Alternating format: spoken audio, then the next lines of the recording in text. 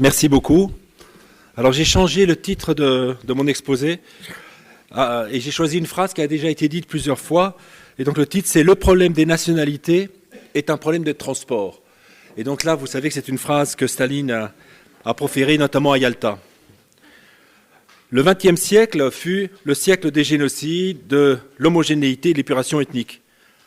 Vous le savez, il commença par le génocide des Arméniens, puis l'expulsion des Grecs d'Asie mineure, se poursuivit par le départ sans retour des Juifs du monde arabe ou encore des Indiens d'Afrique noire.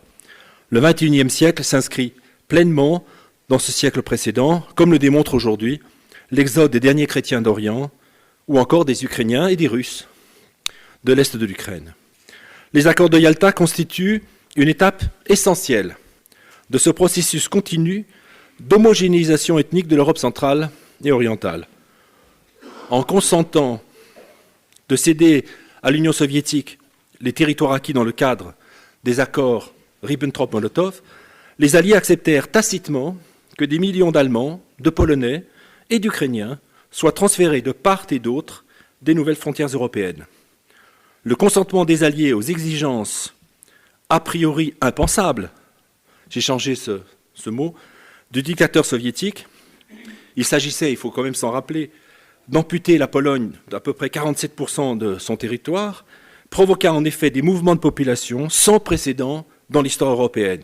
16 millions d'Européens, parmi lesquels les rares escapés juifs de la Shoah, mais aussi et surtout des Allemands, des Polonais et des Ukrainiens, allaient être amenés à fuir leur terre d'origine.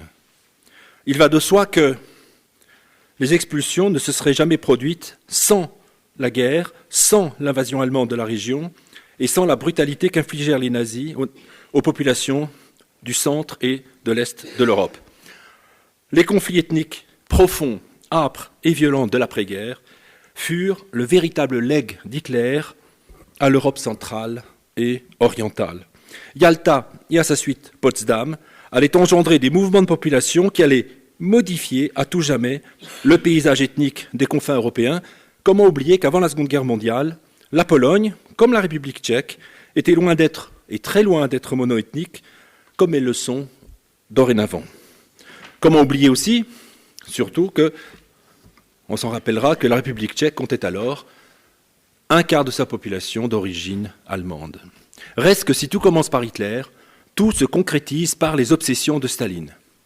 Comme le souligne l'historienne américaine Anne Applebaum, l'un des mythes que le mouvement communiste international propagea sur son propre compte fut celui de son indifférence aux distinctions nationales et ethniques.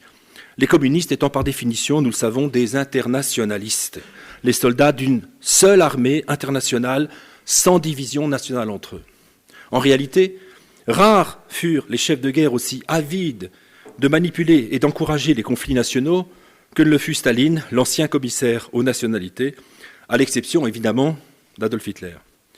S'il n'envisageait jamais de politique génocidaire au sens strict du terme, Staline n'en était pas moins partisan d'États éthiquement purs, si tant est effectivement que ce soit possible. Il entendait en tout cas que la Pologne ne soit peuplée que de Polonais, la Tchécoslovaquie de Tchécoslovaques, l'Ukraine d'Ukrainiens, et ce y compris, et bien sûr, dans les nouvelles terres confisquées aux Polonais. Dès la fin de la guerre, les autorités soviétiques s'ingénièrent ainsi à procéder à des mouvements de population afin que les nouvelles frontières du bloc soviétique et de ses satellites coïncident avec les groupes ethno-linguistiques à l'intérieur de ceux-ci. On estime que les transferts de population voulus par les autorités soviétiques, en plein accord avec les gouvernements locaux, concernèrent près de 16 millions de personnes. Staline paracheva ainsi à sa manière la politique nazie de reconstruction ethnique, et ce, faut-il le préciser, et on l'a bien vu ce matin et hier, avec la complicité tacite des alliés britanniques et américains. Les uns comme les autres pensaient que ces transferts allaient prévenir l'instabilité politique qui avait été nourrie pendant l'entre-deux-guerres par les oppositions ethniques, par exemple, entre Tchèques et Allemands. Et donc parlons donc des exigences staliniennes.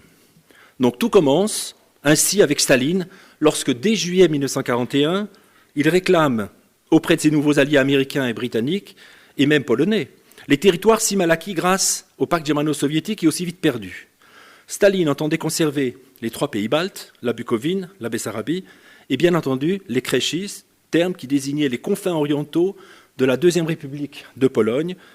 Ainsi se noue, dès 1941, le drame qui empoisonnera pendant toute la guerre et au-delà l'Europe centrale et orientale.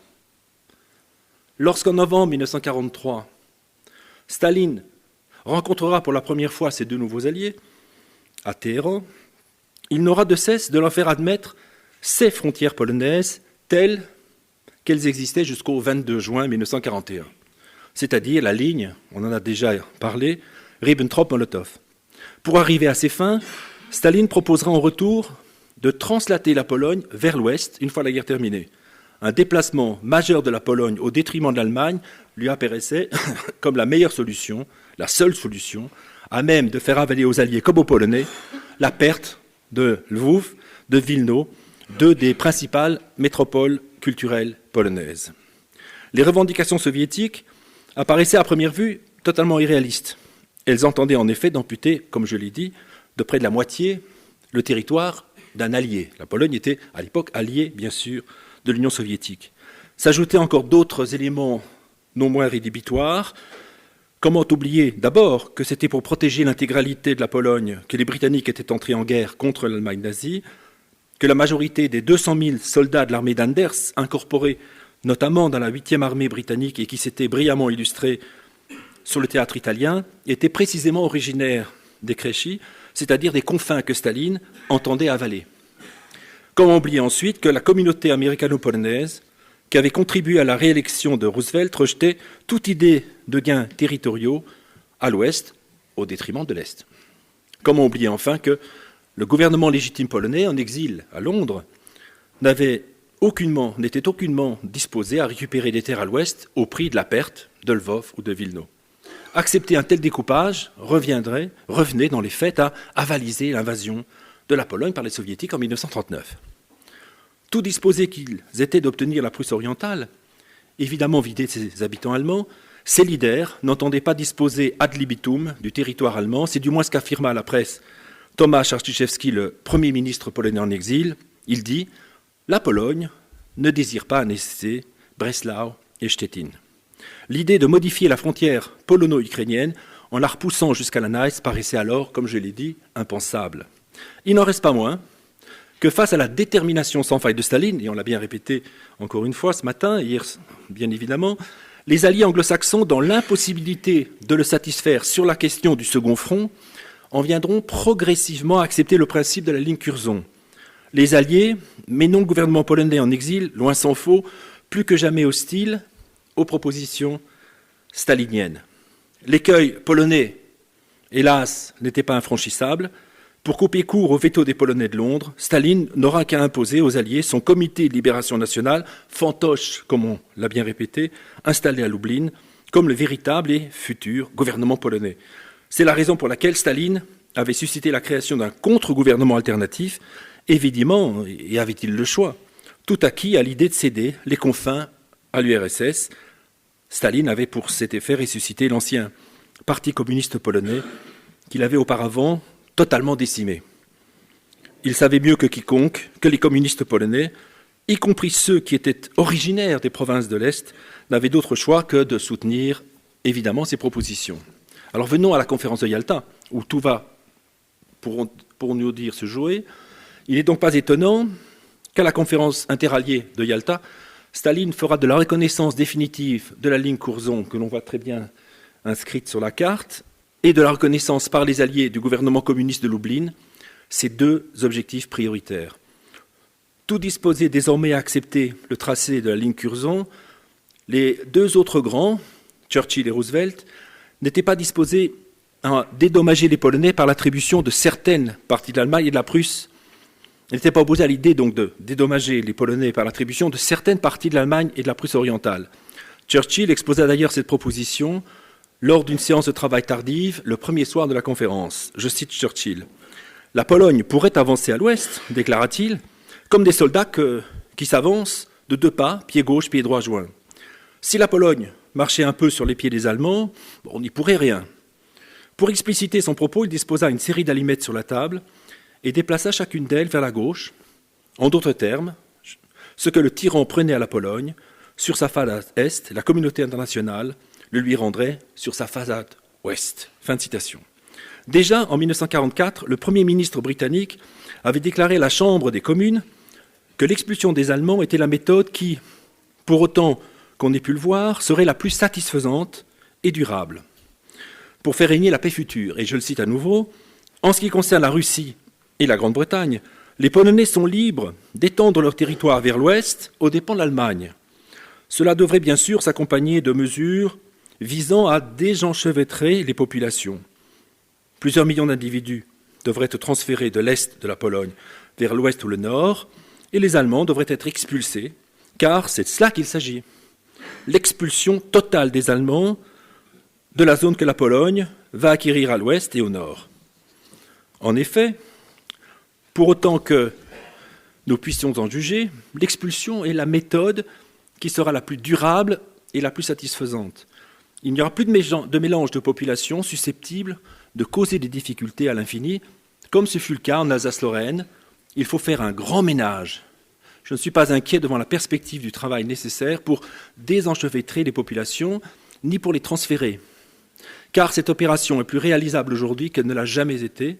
La séparation des populations entre la Grèce et la Turquie après la dernière guerre fut par bien des côtés une réussite et elle a débouché sur des relations amicales entre la Grèce et la Turquie. Fin de citation. On le voit, Churchill ne voyait pas d'objection à ce que l'URSS récupère les terres qu'elle avait reçues d'Hitler, ni que la Pologne se dédommage sur l'Allemagne. Le Premier ministre britannique n'en fit pas mystère, et tenta peu après de convaincre le Premier ministre polonais, Mikołajczyk, on s'en doute, sans le moindre succès. Roosevelt s'était montré plus calculateur, il n'avait clarifié sa position qu'après sa réélection l'année suivante, ayant misé sur le soutien des millions d'électeurs américains d'origine polonaise. C'est quelqu'un d'extrêmement à la fois réaliste et très idéaliste. Reste d'abord idéaliste et très réaliste. Reste que Churchill, comme Roosevelt, n'envisageait nullement d'étendre la Pologne aussi profondément que ne l'entendait Staline, c'est-à-dire, et ce y compris avec les villes de Breslau ou de Stettin, c'est-à-dire jusqu'à la Neisse occidentale. L'annexion par la Pologne d'une portion d'Allemagne allant jusqu'à la Neisse occidentale signifierait, ni plus ni moins, l'obligation de déplacer jusqu'à 6 millions d'Allemands. Par conséquent, Churchill se rendit à Yalta, résolu à réduire autant que possible la surface des territoires allemands à céder à la Pologne. On comprend dès lors en quoi les principales conversations interalliées concernèrent à la fois l'étendue de la nouvelle frontière occidentale polonaise et la nature de son régime politique. Staline n'aura évidemment de cesse d'imposer une extension maximale de la frontière polonaise à l'ouest. Un déplacement maximal de la frontière occidentale était pour Staline le seul moyen de conserver la Pologne des confins, qui était encore bien plus étendue. Comme lorsque le sujet fut abordé le 7 février, Churchill tenta de persuader Staline que même s'il était personnellement favorable au déplacement d'un grand nombre d'Allemands, l'opinion publique britannique risquait de ne pas voir la chose d'un bon œil. Cela lui apparaissait comme une folie insigne. Le Premier ministre britannique alla jusqu'à douter la capacité des Polonais à incorporer des territoires aussi importants, et là je le cite à nouveau, il dit, Churchill, « Ce serait fort dommage de farcir loi polonaise de nourriture allemande au point de l'en faire mourir d'indigestion. » Fin de citation. Nullement décontenancé, Staline répondit que le problème était en train de se résoudre de lui-même. Et Staline dit, quand nos troupes arrivent, les Allemands s'enfuient, il n'en reste aucun.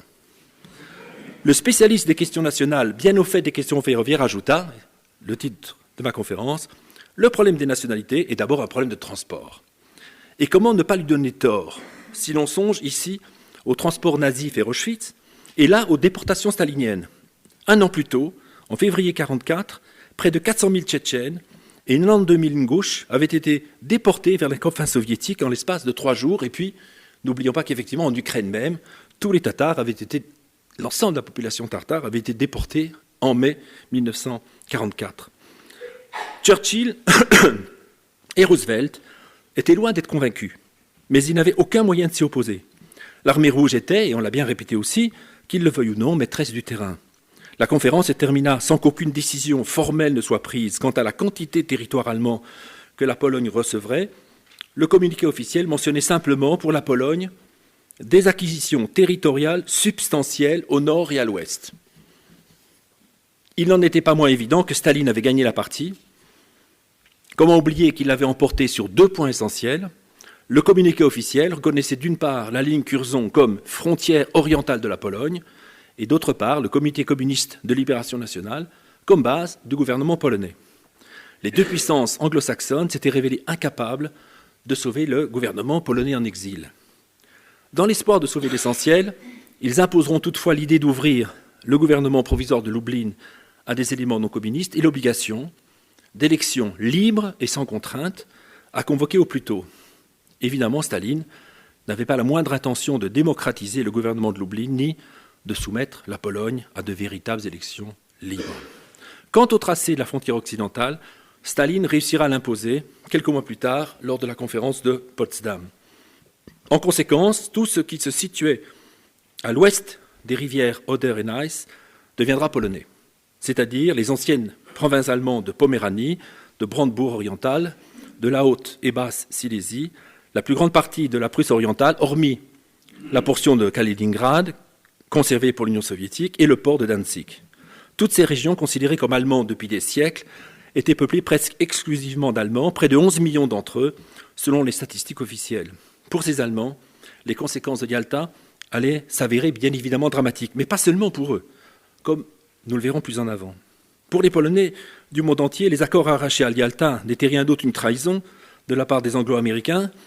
Quand Churchill et Roosevelt avaient signé la charte de l'Atlantique en 1941, n'avaient-ils pas promis de ne jamais valider aucun changement territorial qui ne s'accorderait avec les souhaits librement exprimés des peuples concernés?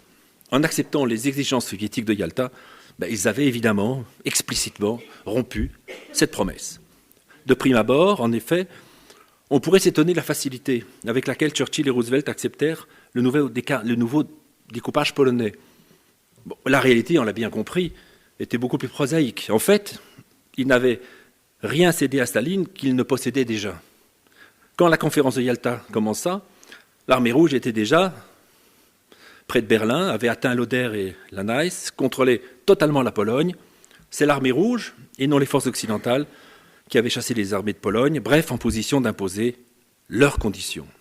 L'armée américaine, quant à elle, était bloquée dans les Ardennes. L'URSS était, Tchécoslovaquie exceptée, maîtresse de l'Europe centrale et orientale. Et donc, deuxième partie, l'épuration ethnique, qui s'ensuivit. Et après ces accords, tout le reste ne sera plus que commentaire. Le territoire de la Pologne devint le centre géographique de la campagne stalinienne d'un nettoyage ethnique sans précédent. La décision de redessiner les frontières de la Pologne pour remplacer les territoires orientaux sous occupation soviétique par les anciennes terres allemandes de l'Ouest signifia en effet que les Polonais n'avaient d'autre solution que de procéder aux expulsions d'Allemands, et ce, sur une bien plus grande échelle que quiconque n'aurait pu l'imaginer, et ce, évidemment, avec l'aide soviétique. La fin des hostilités marqua ainsi le début d'un nettoyage ethnique organisé dans les nouvelles terres occidentales de la Pologne. Les autorités communistes polonaises justifiaient ces annexions à grands coups de propagande, arguant que ces territoires constituaient des territoires recouvrés. Il n'allait pas manquer de créer toute une mythologie autour de ces terres recouvrées et sur les rois slaves qui y avaient régné au Moyen-Âge. Bon, la réalité, elle est sans doute plus complexe que ça. Au moment où le traité de Potsdam fut signé, les soi-disant déplacements de population humains et ordonnés avaient au fait dégénéré en mouvement de population massif, anarchique et extrêmement brutaux. Évidemment, il ne pouvait en être autrement. Les autorités communistes s'efforcèrent bien au contraire de créer des conditions inhumaines pour les Allemands de Pologne afin qu'ils se décident à partir. Staline n'avait pas hésité à rappeler à Gomulka, le secrétaire général du Parti communiste polonais, qu'il se devait, et je cite Staline, qu'il se devait de créer de telles conditions de vie aux Allemands qu'ils ne demanderont qu'à s'enfuir. Les autorités communistes en étaient d'autant plus convaincues qu'elles avaient avalisé, contraintes et forcées, la perte des confins. Je cite de nouveau Gomulka, « Tous les pays étant bâtis avec et sur des principes nationaux et non pas multinationaux, nous devons chasser les Allemands, déclara-t-il en mai 1945. » Précisément, dans la plupart des zones récupérées, les Allemands n'auront plus qu'à choisir entre l'immigration ou le massacre. Je cite Timothy Schneider, « Des trains furent alors réservés pour leur transport, même s'il s'agissait de wagons de marchandises, sans toit. Quand les wagons étaient fermés, les Allemands redoutaient d'être gazés. Cela, évidemment, n'arriva jamais, bien entendu, mais cela prouve, écrit Timothy Schneider, qu'il savait que tout récemment, d'autres avaient été conduits dans des espaces clos et asphyxiés. Fin de citation. À la fin de 1947, quelques 7,6 millions d'Allemands avaient été expulsés de Pologne. Les accords de Yalta, entérinés à Potsdam, consacrèrent ainsi le machiavélisme stalinien. Non seulement l'URSS conservait les territoires récupérés dans le pacte germano-soviétique, mais dans le cadre du pacte germano-soviétique, mais assurait une belle popularité aux communistes. Le génie de Staline fut en effet de confier aux communistes, même dans les gouvernements où ils étaient encore minoritaires, de procéder aux expulsions. Ils n'en seront que plus populaires. Rares étaient en effet les anciennes victimes du nazisme à s'opposer à la politique d'expulsion systématique des Allemands ou des éléments étrangers. En Pologne, nous l'avons vu, ce sera l'œuvre du communiste Gomulka, responsable de l'expulsion et de la colonisation des territoires recouvrés, de Klementis et de Husak en Tchécoslovaquie et de Patrașcanu en Roumanie.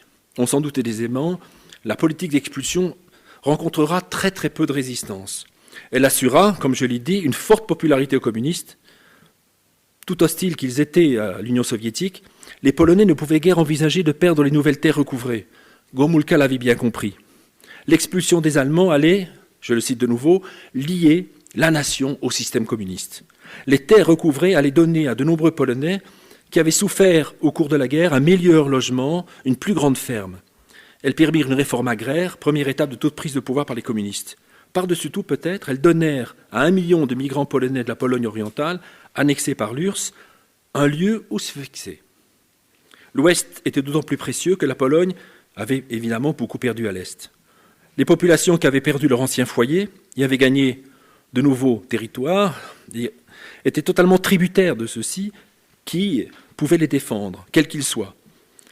Ce ne pouvaient être que les communistes polonais, à même de promettre que l'armée rouge les protégerait contre un éventuel revanchisme allemand.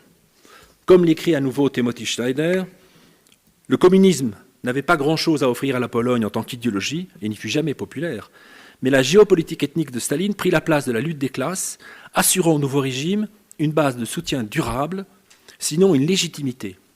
Elle rendait ainsi incontournable l'alliance avec les soviétiques. Les populations qui furent alors rapatriées, suivant l'euphémisme stalinien, vers la Pologne, n'avaient aucune raison d'aimer le communisme ou Staline, elles n'en restaient pas moins liées au système communiste. Fin de citation. Le rôle dirigeant dans la déportation valut au Parti communiste cette crédibilité dont il avait besoin, y gagnant même l'approbation circonspecte de la droite politique qui prenait de longue date un État polonais homogène. Une homogénéité qui était finalement partout en Europe un objectif politique parfaitement acceptable.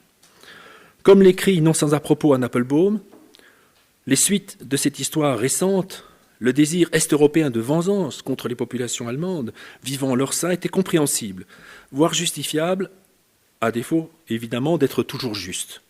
Cette même historienne souligne surtout en quoi les expulsions jetèrent aussi les bases institutionnelles de l'imposition de la terreur qui devait suivre 1 ou 2 ans plus tard. Beaucoup avaient vu en effet avec satisfaction les Allemands perdre leurs maisons et leurs affaires, et ils avaient le sentiment qu'il était juste d'enlever leurs propriétés aux ennemis de la nation.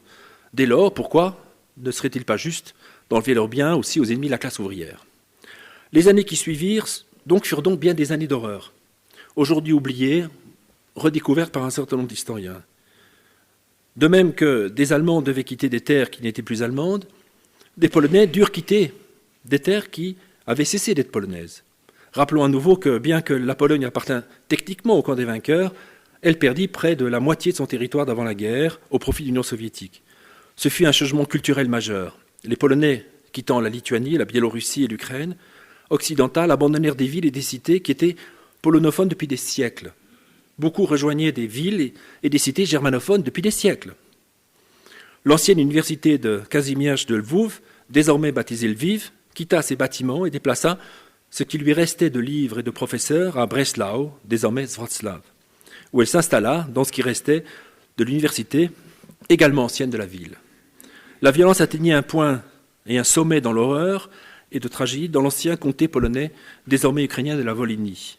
Selon les estimations les plus prudentes, autour de 50 000 civils polonais furent tués par des partisans ukrainiens de Volhynie, de 20 000 à 30 000 autres en Galicie. Au total, on estime que dans l'ensemble des régions frontalières, cette guerre civile vit périr 90 000 Polonais. Au milieu de l'année 1946, quelques 1 500 000 personnes avaient quitté les territoires annexés par l'Union soviétique en tant que Polonais. Parmi eux se trouvaient environ 100 000 Juifs. La politique soviétique consistait à débarrasser l'ex-Pologne orientale de ses minorités ethniques polonaises et juives, tout en gardant évidemment les Biélorusses, les Ukrainiens et les Lituaniens. Les violences appelant à la violence, dans un même temps, toujours avec la bénédiction des Soviétiques, les Polonais répliquèrent sur le même mode en rapatriant plus de 480 000 Ukrainiens, essentiellement originaires de Galicie, vers l'Ukraine soviétique, pour la plupart évidemment de force. En avril 1947, ceux qui restaient des Ukrainiens de Pologne furent déplacés de force vers la nouvelle frontière allemande dans le cadre d'une opération dite Vistule. Dans le même temps, des Juifs furent l'objet d'attaques brutales et fatales dans les mois et les années qui suivirent la guerre, et ce à l'échelle de toute l'Europe centrale et orientale. Les estimations d'assassinats de Juifs polonais durant cette période vont de 400 à 2500. Certains assassinats eurent pour détonateur le retour de Juifs dans leurs maisons occupées par d'autres, ou des différents politiques, sans qu'on puisse toujours faire la part des choses. L'émeute, de loin la plus mémorable, eut lieu à Kielce, en Pologne, le 4 juillet 1946. Quelques 42 Juifs furent assassinés sous la banale, je dis bien banale, accusation de crime rituel. Quelle qu'en fût la raison de l'hostilité persistante, elle contribua bel et bien à persuader les Juifs de quitter l'Europe orientale et de fuir vers ce qui allait devenir l'État d'Israël. C'est ainsi que quelques 70 000 Juifs, 70 000 Juifs quittèrent la Pologne dans les 3 mois qui suivirent le procès de Kielce. Conclusion. Les auteurs de tous ces massacres avaient assimilé les leçons des nazis et des soviétiques. Comme quantité d'historiens l'ont souligné, je songe à Douglas, bien sûr Anthony Beaver, Kate Lowe, Timothy Schneider, Ben Shepherd ou encore Anne Applebaum, le nettoyage ethnique de la Pologne, de l'Ukraine et de la Tchécoslovaquie ne s'effectua pas isolément, mais au lendemain de la plus sanglante des guerres de tous les temps. Les Ukrainiens n'évincèrent pas les Polonais les Ukrainiens comme s'ils assouffisaient une lubie. Ce furent les circonstances de la guerre qui rendirent le nettoyage ethnique non seulement souhaitable, mais possible. Le nettoyage ethnique de la Pologne de 1947 puise ses racines dans la longue histoire de l'Europe centrale et orientale, dans cette question des nationalités, au fond à l'origine de la Première et la Seconde Guerre mondiale. On pense à Sarajevo et à Danzig. Ce processus, en l'espace de quelques brèves années, détruisit des siècles de diversité culturelle. Paradoxalement, les communistes d'Europe centrale et orientale avaient repris le programme de leurs ennemis. Ils s'étaient tous ralliés avec l'appui de l'Union soviétique à la politique dépurification ethnique en se débarrassant des purificateurs ethniques. L'idée n'est pas de faire porter la responsabilité des transferts de population sur les seules épaules soviétiques. Les expulsions elles-mêmes furent le résultat d'un consensus international. Il suffirait de rappeler les propos d'un certain McCartney, qui était un expert du Foreign Office pour les relations internationales, pour s'en convaincre. Il n'hésita pas à qualifier les politiques de transfert de population, ni plus ni moins, je le cite, comme la panacée à la mode pour toutes les difficultés liées aux minorités nationales. Il y eut jusqu'à Lord Robert Cecil, l'ancien président de l'Union pour la Société des Nations et défenseur passionné des droits et des minorités entre les deux guerres, à soutenir la politique d'expulsion des Süddeutschen de Tchécoslovaquie, entamée par le gouvernement de Beneš. Rares étaient alors les voix discordantes, à l'exemple de George Orwell. C'est ainsi que dans un journal, La Tribune, il fut l'un des rares intellectuels occidentaux à condamner la politique d'expulsion. Et je le cite, ce sera ma dernière citation. « Cela revint à transplanter, donc parlant des transferts de population allemands de la Pologne annexée, cela revient à transplanter toute la population de l'Australie ou les populations combinées de l'Écosse et de l'Irlande. Je ne suis pas expert en transport ou en logement. Et j'aimerais qu'un individu plus qualifié que moi calcule combien de wagons et de locomotives devraient rouler pendant combien d'heures pour transporter ces 7 millions de personnes, plus leur bétail, leurs machines agricoles et leurs effets personnels. Ou combien de gens mourront de faim et de froid s'ils sont déplacés sans leur bétail. J'imagine que la réponse à la première question serait que ce crime énorme ne peut être réellement mené à bien, même s'il peut être entrepris générant confusion et souffrance et semant les germes de haine irréversible. En attendant, il faut bien comprendre au peuple britannique, de la manière la plus précise possible, à quel genre de politique s'engagent ces hommes d'État. Fin de citation. George Orwell, évidemment, se trompait. C'est que tout simplement, au contraire de Joseph Staline, il n'avait aucune compétence dans les problèmes de transport. Je vous remercie.